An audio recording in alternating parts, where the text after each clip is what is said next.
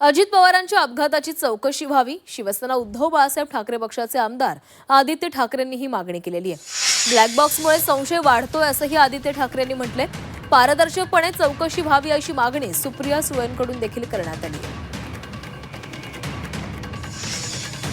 रोहित असो किंवा काल मला वाटतं जयनी पण त्याच्यावर वक्तव्य केलेलं आहे। अनेक लोक आता आपल्या शंका त्याच्यावर आता व्यक्त करत आहेत। मला वाटतं ह्याच्यावर स्पष्टपणे एकच मत असावं, सगळ्यांचंच एक मत असावं की जे काही घडलं त्याच्यात चौकशी ही होणं गरजेचं आहे।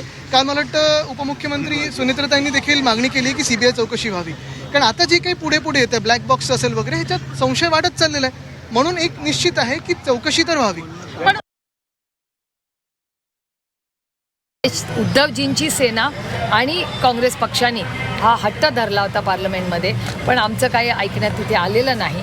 आणि त्याच्यामुळे पार्लमेंटमध्ये जे या देशाचं सगळ्यात म्हणजे उच्च हाऊस आहे, जिथे ह्या मोठ्या सिव्हिल एव्हिएशन हे सेंट्रल गव्हर्नमेंटचा विषय आहे, त्यामुळे त्याच्यावर चर्चा व्हावी किंवा याची पारदर्शक इन्क्वायरी व्हावी याची मागणी आम्ही उच्च सदनात म्हणजे लोकसभेत केलेली आहे। आणि ह्याचा फॉलोअप रोहित पूर्णपणे करतोय।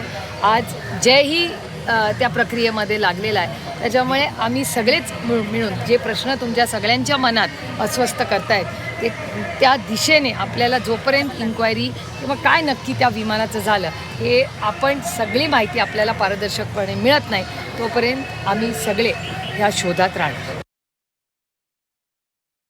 ब्लॅक बॉक्स हा खराब होत नाही हे बरोबर आहे। आता त्यांचं म्हणणं आहे की स्फोट एवढे झाले आणि आगीचा प्रादुर्भाव एवढा होता, त्याच्यात थोडंसं ते खराब झालं असेल। तरी सुद्धा काल मला वाटतं मी प्रफुल्ल पटेल यांचं थोडंसं ऐकलं। ते म्हणाले अशा परिस्थितीमध्ये सुद्धा अमेरिकेमध्ये अशी यंत्रणा आहे की जी त्या ब्लॅक बॉक्स मधलं जे आहे, जे गूढ आहे ते उघडू शकतं। तर सगळ्या बाजूने प्रयत्न करू ना आपण।